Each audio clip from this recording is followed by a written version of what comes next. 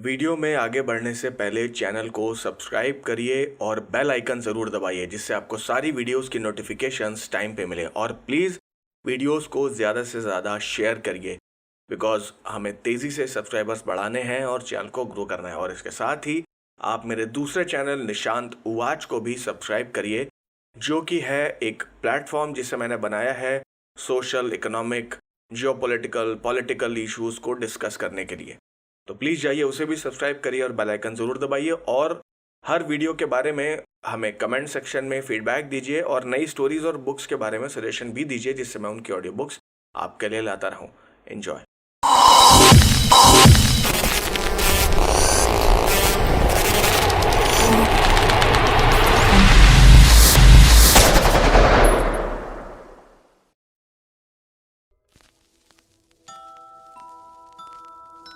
पश्चाताप की अग्नि में झुलसता अर्जुन अपने जीवन में कभी ऐसा कर पाएगा, ये वो खुद भी नहीं जानता था। उस रात की कालिख जिसमें उसने अपने बेस्ट फ्रेंड की जिंदगी को उससे छीन लिया था, उसे सोने नहीं दे रही थी। और इस यक्षिणी को मृत्युलोक में बुलाने का उसका निर्णय उसके जीवन का सबसे भयानक निर्णय था। ये कॉलेज का चौथा साल था और इस आखिरी साल ने अर्जुन, अंकित और यश की जिंदगियों को एक ऐसे रास्ते से रूबरू करवाया जिस पर जाने का कोई सोच भी नहीं सकता। ऑनलाइन मंगाई हुई किताबों के हॉस्टल पहुंचते ही अर्जुन बिना किसी को बताए एक एक कर उन्हें पढ़ने लगा। पहली किताब, यक्षिणी साधना और यक्षलोक से साक्षात्कार। इस किताब में ब्रह्मांड की गहराइयों को समेटे हुए कुछ ऐसे अनछुए पहलू थे जिन्हें कोई आम इंसान विरले ही देखता या पढ़ता। पर अर्जुन तो शुरू से ही गॉड गिफ्टेड बच्चा था, इसीलिए कुछ अलग करने का जुनून था उसमें। पढ़ाई लिखाई से लेकर तमाम तरह की एक्स्ट्रा करिकुलर एक्टिविटीज हो या फिर कोई भी और क्षेत्र हो, उसे हर तरह का नॉलेज था। उसने किताब के पन्ने दर पन्ने पढ़ना शुरू किया तो वो जानता गया कि यक्षिणियां भी एक प्रकार की देवी होती हैं। सुंदर, सौम्य रूप और अलौकिक शक्तियों और गुणों का संगम उनके साथ होता है और यक्षिणी साधना करके उन्हें सिद्ध अवश्य किया जा सकता है। यक्षिणियां मुख्यतः 8 प्रकार की होती हैं, लेकिन विस्तृत रूप से 36 प्रकार की। यक्षिणी साधना भी देव साधना के समान ही सकारात्मक शक्ति प्रदान करती है। ये साधनाएं किसी दैत्य या असुरी प्रकृति की नहीं होती। जिस प्रकार हमारे शास्त्रों में 33 कोटि देवता होते हैं, उसी प्रकार 8 यक्ष और यक्षिणियां भी होती हैं। गंधर्व और यक्ष जाति को भी देवताओं के समान ही माना गया है। जब भी कोई साधक इनकी उपासना करता है तो ये सिद्ध हो जाती है, परंतु ये उपासना कोई सरल काम नहीं है। यक्षिणी साधना अन्य सभी तंत्र साधनाओं से थोड़ी कठिन है। इसमें साधक को मानसिक या शारीरिक रूप से किसी भी प्रकार से क्षति पहुंच सकती है। और तो और साधना के दौरान साधक को भोग और वासना के माध्यम से भटकाने के प्रयास भी किए जाते हैं या फिर उसे कोई बहुत भयानक अनुभूति भी हो सकती है। इसीलिए यक्षिणी साधना के लिए सबसे जरूरी नियम है कि इसे किसी योग्य गुरु के मार्गदर्शन में ही प्रारंभ और संपन्न किया जाए। बिना गुरु के सिर्फ किताबी ज्ञान और अन्य स्रोत से पढ़कर इस साधना को करना साधक को किसी बड़ी मुसीबत में डाल सकता है। यक्षिणी साधना के बारे में पढ़कर उसकी सारी विधियों को जान चुका था अर्जुन, और उसे ये लगने लगा था कि वो खुद ही बिना किसी गुरु की मदद के ये सब मैनेज कर लेगा। उसके अंदर ऐसा आत्मविश्वास था कि कोई काम ऐसा है ही नहीं जो उससे ना हो सकता हो। ये उसका आत्मविश्वास नहीं, अति आत्मविश्वास था, और शायद उसकी ये गलतफहमी उसकी सबसे बड़ी गलती बन गई। शुक्रवार का दिन शाम के 5 बजे का समय था। अर्जुन अकेला अपने हाथ में एक लिस्ट लिए हुए हॉस्टल से बाहर निकला और अपने मुंह पर एक रुमाल को बांध लिया ताकि कोई उसे पहचान न सके। वो सीधा शहर की ओर जाने वाले रास्ते पर आ गया। वहां से गुजरते एक ऑटो को उसने हाथ देकर रोका और उसमें बैठ गया। उसने कहा, भैया कोई पूजा सामग्री की दुकान हो तो वहां ले चलो। ऑटो ने पूछा, आपको लेना क्या है बताइए, मैं आपको पहुंचा दूंगा। अर्जुन ने कहा, पूजा पाठ की सामग्री, हवन वगैरह, बस यही सब, जहां मिलता हो वहीं हमें ले चलिए। 10 मिनट बाद ऑटो वाले ने एक दुकान के आगे ऑटो रोक दिया। अर्जुन ने उतरकर पैसे दिए और दुकान के अंदर चला गया। उसने उसे लिस्ट दी और संबंधित सामग्री देने के लिए कहा। उस दुकान वाले ने घोर विस्मय से अर्जुन को देखा और अपने चश्मे को ठीक किया। वो बोला, क्या करते हो, उम्र क्या है तुम्हारी? अर्जुन ने कहा, what what do you mean, उम्र क्या है तुम्हारी? आपको इससे क्या मतलब कि मैं क्या करता हूं? आप जल्दी से बस सामान दीजिए, और नहीं देना हो तो बता दीजिए। दुकानदार ने अपने नौकर को बुलाकर लिस्ट दी और सारा सामान पैक करने को कहा। अर्जुन ने उसे पैसे चुकाए और अपने रास्ते चलता बना। वो आगे सड़क पर पैदल चलते हुए किसी ऑटो को ढूंढने लगा। एक ऑटो पास आकर रुका और अर्जुन उसमें सवार हो गया। उन्होंने सीधा उस ऑटो वाले को आईआईटी खड़गपुर कैंपस चलने के लिए कहा। इधर जल्दबाजी में पैसे चुकाकर निकले अर्जुन की जेब से कागज का एक टुकड़ा पूजा सामग्री वाली दुकान पर गिर गया था। उस दुकान वाले की नजर काउंटर के नीचे पड़े उस सफेद कागज के टुकड़े पर पड़ी। उस पर लिखा था, आईआईटी खड़गपुर, नाम अर्जुन अग्रवाल, 7th सेमेस्टर। वो दुकान वाला सोच में पड़ गया, तो ये लड़का आईआईटी में पढ़ता है, फिर इसे इस तरह की पूजन सामग्री क्यों चाहिए थी? ये सब तो तंत्र मंत्र का काम है। अजीब बात है यार, आजकल के पढ़े लिखे लड़के ये किस दिशा में जा रहे हैं। खैर छोड़ो, अपने को क्या। वो कागज दुकानदार ने अपने ड्रॉर में डाल लिया और अपने काम में व्यस्त हो गया। ऑटो वाले ने अर्जुन को हॉस्टल के बाहर छोड़ा। सारे सामान को अपने बैग में भरकर वो चुपचाप अंदर चला गया।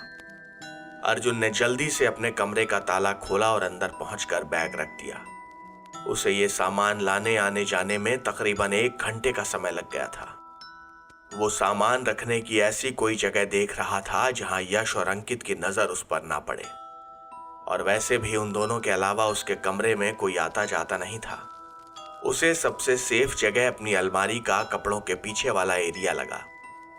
उसने वो सारा सामान अपने कपड़ों के पीछे रख दिया और तुरंत अलमारी बंद कर दी। अभी 10-15 मिनट ही हुए थे कि बाहर से गेट बजा। अर्जुन अपने बेड पर बैठा लैपटॉप में व्यस्त था। उसने दरवाजा खोला तो यश और अंकित थे। उन्हें देखकर अर्जुन जैसे थोड़ा डिस्टर्ब सा हो गया। उसने कहा, अरे तुम, आओ आओ अंदर आओ।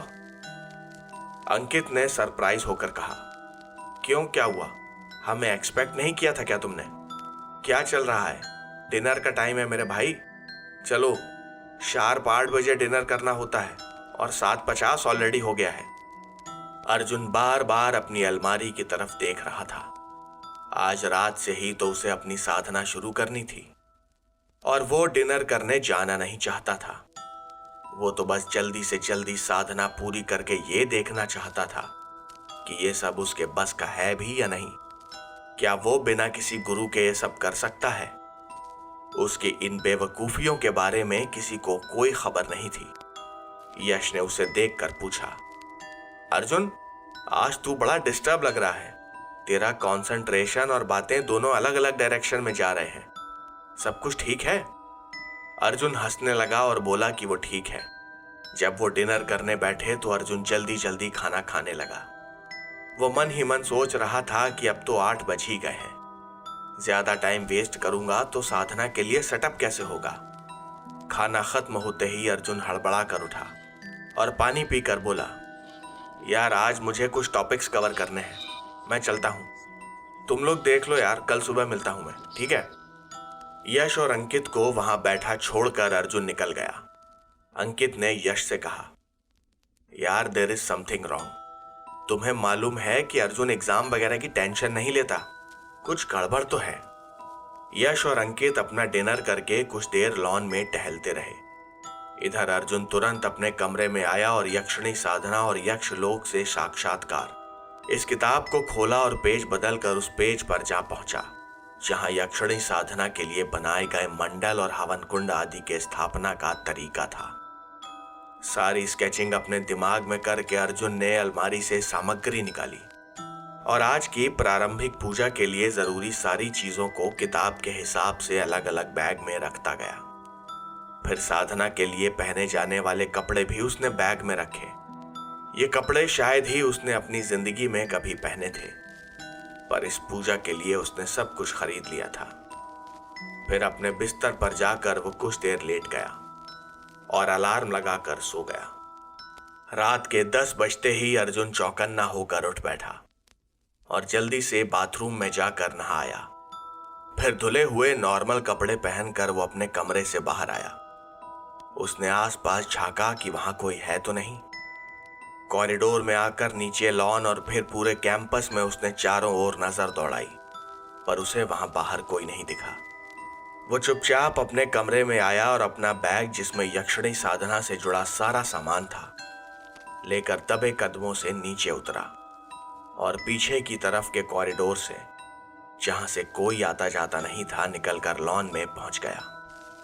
इस वक्त वो कैंपस के दक्षिणी दरवाजे पर था, जहां से निकलने के लिए उसे काफी मेहनत करनी पड़ी।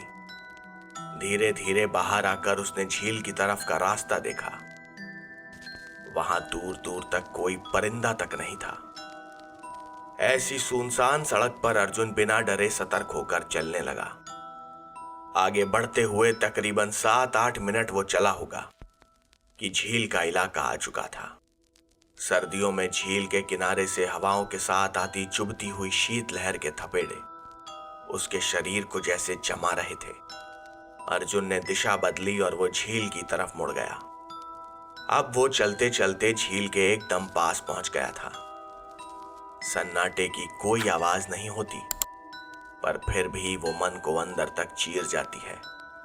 अर्जुन ने अपनी जैकेट पहनी हुई थी, इसीलिए उसे अब तक ठंड के असली प्ररूप का अंदाजा नहीं हुआ था।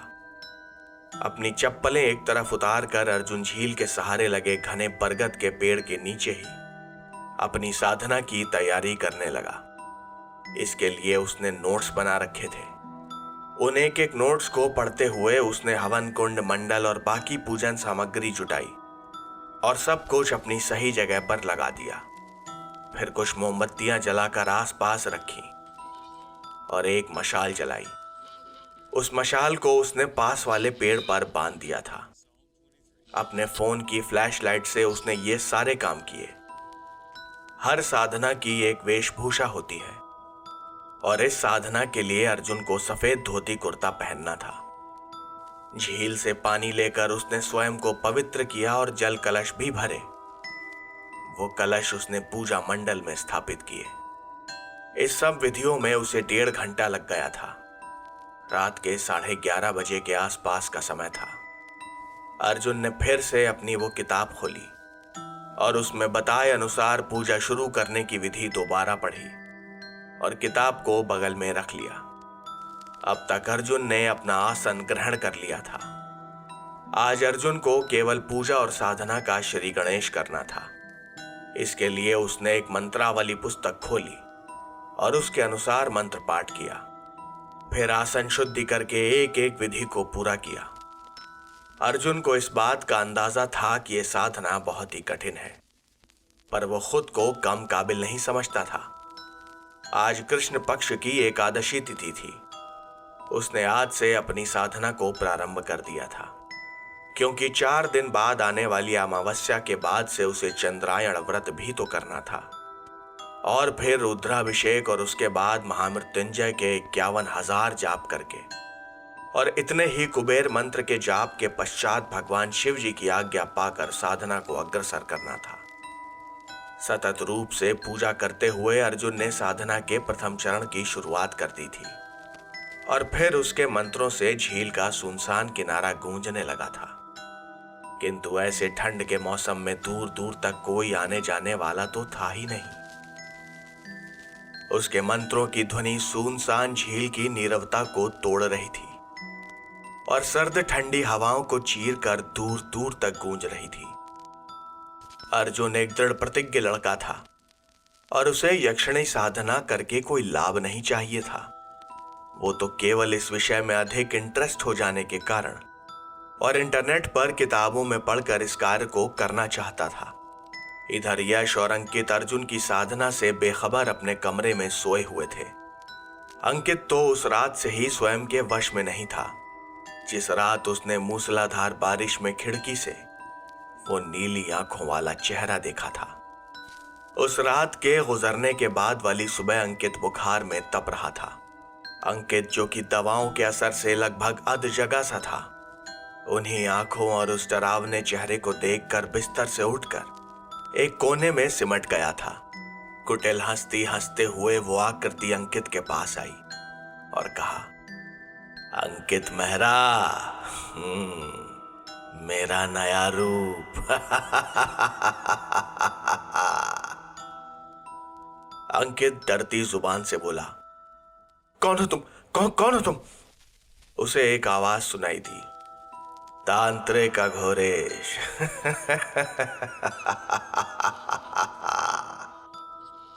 अंकित की शक्ल पर हवाइयां उड़ने लगी थी। न मुंह से आवाज निकल पा रही थी, न शरीर में जान बची थी। अघोरेश न जाने कैसे उस कॉलेज के हॉस्टल तक पहुंच गया था और उसका नया शिकार था अंकित मेहरा।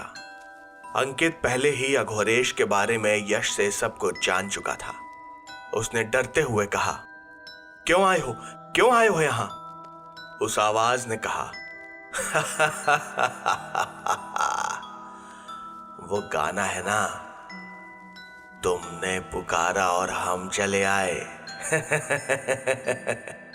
अघोरेश को कोई बुलाए, उसे देखने की इच्छा करे और वो ना आए, असंभव।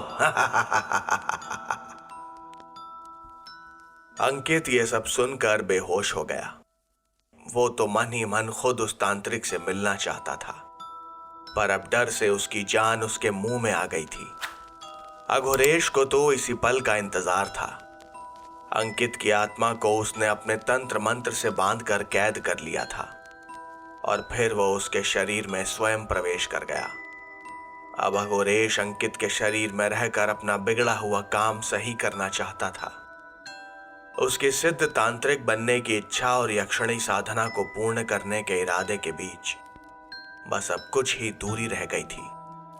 अंकित की आत्मा को एक छोटे से चांदी के तावीज में कैद कर चुका अघोरेश अपने ओवरकोट के पॉकेट में उसे डालकर जोर जोर से हंसने लगा।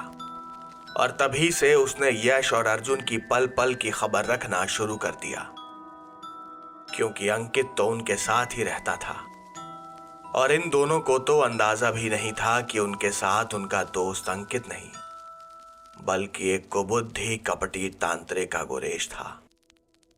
अघोरेश के यहां आने का मकसद भी यही था, क्योंकि उसे यश तक पहुंचने में दिक्कत आ रही थी। आचार्य ब्रह्मज्ञ के रक्षा कवच के कारण और अर्जुन द्वारा की जाने वाली यक्षिणी साधना की भी उसे पूरी योजना का पता था। इसीलिए अंकित के शरीर में रहकर वो अर्जुन की साधना के पूर्ण होते ही उससे मिलने वाले फल को स्वयं प्राप्त करना चाहता था। उसने हॉस्टल आते ही ये सुनिश्चित किया कि अर्जुन की साधना में कोई बाधा ना आए। उसके लिए उसने अपनी प्लानिंग पहले ही शुरू कर दी थी। अर्जुन ने अपनी साधना को कृष्ण पक्ष की एकादशी को शुरू किया था और उस रात झील पर जाकर विधिवत उसने पूजा की भी थी। परंतु उस झील पर रात के सन्नाटे में वो अकेला नहीं था, कोई और भी वहां पर उपस्थित था। वो कोई और नहीं बल्कि अंकित के शरीर में अघोरेश था। वो वहां पर अर्जुन से पहले ही पहुंच गया था। साधना के पहले दिन की सारी विधियां पूरी करके अर्जुन अपने कपड़े बदलकर अपने बैग में सारा सामान रखकर वहां से निकल गया। रात के करीबन 1-1:30 बजे चुपचाप अपने हॉस्टल में वो दाखिल हो रहा था कि लाल सिंह की नजर अर्जुन पर पड़ गई। लाल सिंह ने पीछे से देखा कि कोई लड़का चोरी छिपे हॉस्टल में दाखिल हो गया था। लाल सिंह ने तेज कदमों से अर्जुन का पीछा करने की कोशिश की, लेकिन कॉरिडोर में जाता अर्जुन अचानक उसकी नजरों से ओझल हो गया। लाल सिंह उसकी शक्ल नहीं देख पाया था, इसीलिए अर्जुन पर शक करने का उसके पास कोई कारण नहीं था। पर अर्जुन के अचानक ओझल हो जाने के पीछे अघोरेश का ही हाथ था। अघोरेश खुद भी जानता था कि अर्जुन को यदि लाल सिंह ने देख लिया तो आज ही सब कुछ खत्म हो जाएगा। इसीलिए उसने कॉरिडोर में धुआं उत्पन्न कर दिया ताकि अर्जुन को वो पहचान ही ना पाए। आज रात की इस हरकत से लाल सिंह थोड़ा चिंतित हो गया था। लाल सिंह देखने और व्यवहार में काफी सख्त था, पर वो मन का साफ और अपनी नौकरी के प्रति वफादार आदमी था। रात के 1:30 बजे पूरे हॉस्टल के कॉरिडोर में लाल सिंह घूमता रहा, पर उसे कोई सुराग नहीं मिला। थक कर वो अपने क्वार्टर की ओर चला गया। इस समय रात के 3 बज रहे थे। अंकित के कमरे की लाइट जली और 5 मिनट बाद ही बुझ गई। रात के समय अघोरेश अंकित के कमरे में तंत्र साधना करने लगा था ताकि उसकी शक्तियां प्रबल हो जाएं। इधर अर्जुन कमरे में पहुंचने के बाद काफी थक चुका था और वो बैग को वहीं जमीन पर रखकर पानी पीकर बिस्तर पर लेट गया। सुबह हुई। यश ने अर्जुन को जगाकर अंकित के पास जाने की सोची। वो देखना चाहता था कि उसकी तबीयत कैसी है। उसने अर्जुन के कमरे का दरवाजा खटखटाया, पर वो नहीं खुला। शायद देर रात सोने की वजह से वो अभी भी गहरी नींद में था। इतने में यश को अंकित की आवाज सुनाई दी। गुड मॉर्निंग यश, ये अर्जुन के रूम के बाहर क्या कर रहे हो? यश ने कहा, अरे अंकित, सुबह के 7 बजे, मतलब तू अभी जागा हुआ है? अंकित यानी अघोरेश ने कहा, अरे यार, एग्जाम्स का टाइम चल रहा है, अब पढ़ना तो पड़ेगा ना। ये कहकर अंकित हंसने लगा और उसके साथ यश भी, पर मन ही मन उसे अंकित का व्यवहार कुछ खटका था। आज तक 3-3.5 साल हुए यहां कॉलेज में, पर मजाल है कि अंकित कभी 8-9 बजे के पहले उठा हो, और आज तो 7 भी अब बजे थे और बंदा बिल्कुल नींद में नहीं था। यश ने अंकित से उसकी तबीयत और हाल चाल पूछा। अंकित ने उसे खुद के बिल्कुल फिट होने को बताया। अंकित ने कहा, चलो यश, कॉलेज जाना है, रेडी हो जाते हैं। इसको सोने दो, इसका क्या, ये तो इंटेलिजेंट आदमी है। सुबह के 9 बजे अर्जुन की नींद उसका फोन बजने के साथ ही खुलती है। वो नींद में ही फोन को देखता है और स्क्रीन पर मां का नाम देखकर थोड़ा घबरा जाता है।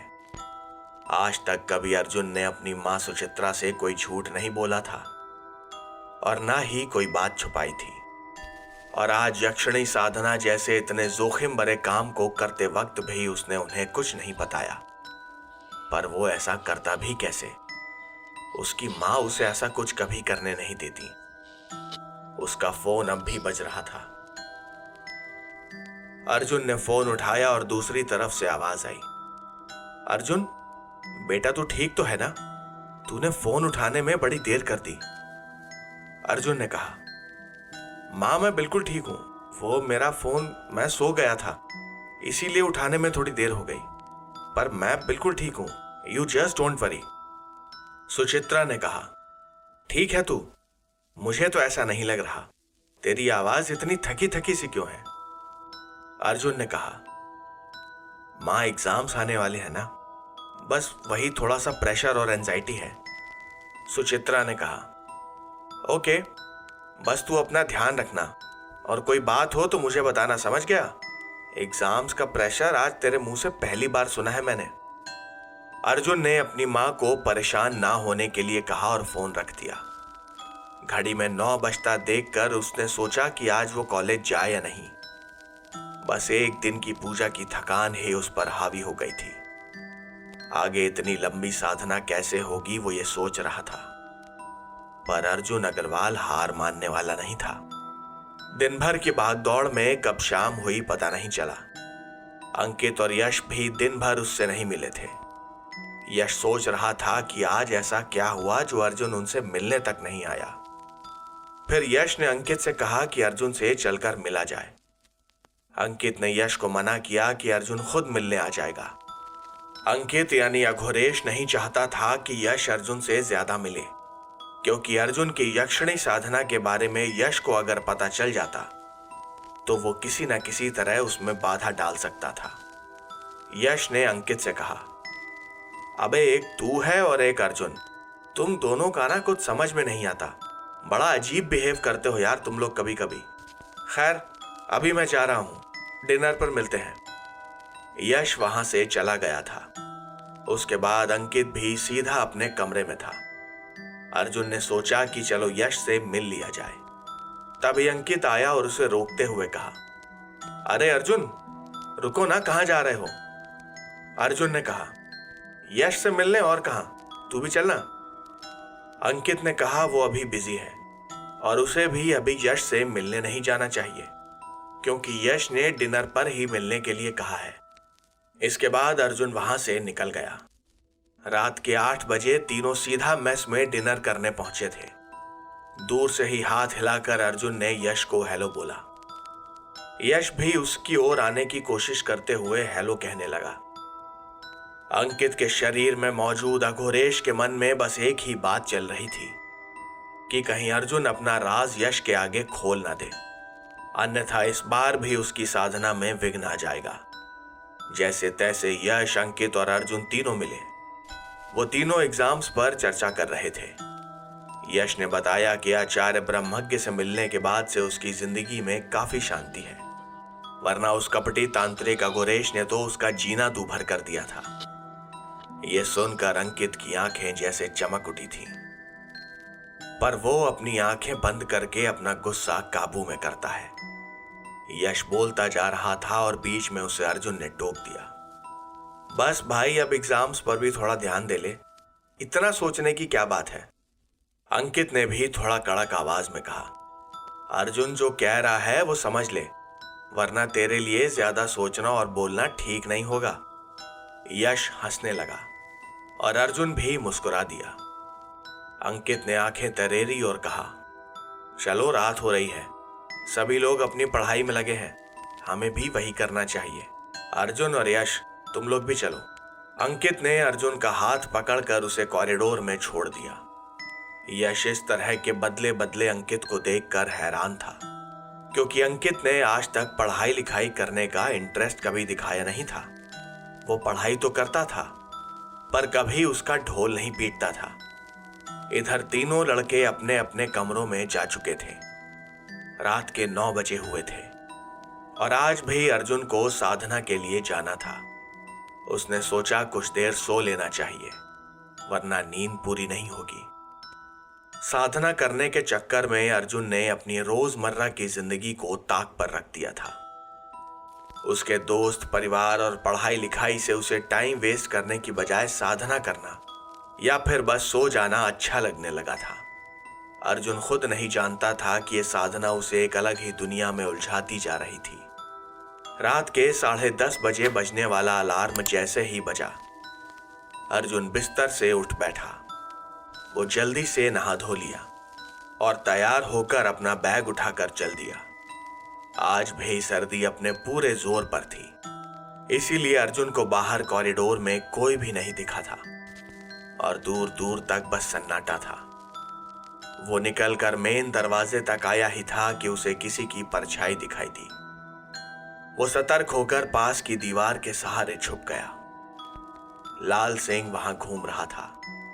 अपने लंबे शॉल को उठाकर उसने लॉन में चारों ओर नजरें दौड़ाई, पर कोई दिखाई ना देने पर वो फिर से हॉस्टल के अंदर वाले क्वार्टर में चला गया। इधर अर्जुन ने लाल सिंह को अंदर जाता देखकर बाहर आते ही तुरंत दौड़ लगा दी। वो दीवार फांदकर उस सुनसान मेन रोड पर आ गया। जल्दी ही वो झील पर जाकर पिछली रात की तरह ही पूजा की तैयारी करने लगा और अपना आसन जमा दिया। आज की पूजा करते समय उसे काफी अलग और अद्भुत महसूस हो रहा था।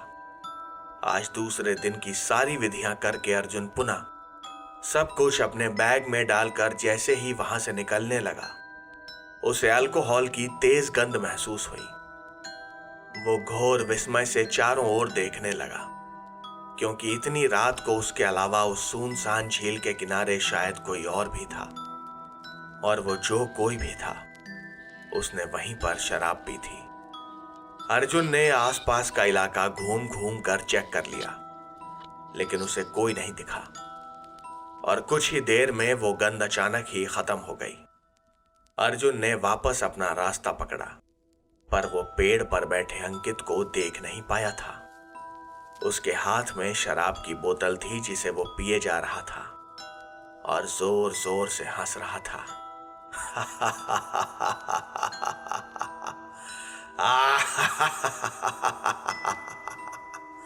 मैं महान तांत्रिक अघोरेश। अघोरेश अंकित के रूप में फिर से अर्जुन के पीछे हो लिया। स्वयं को अदृश्य रस के प्रयोग से उसने गायब किया हुआ था और वो किसी को दिखाई नहीं दे रहा था। अर्जुन जल्दी जल्दी हॉस्टल के मुख्य द्वार पर आ गया और अब वो हॉस्टल में प्रवेश करके अंदर बढ़ गया।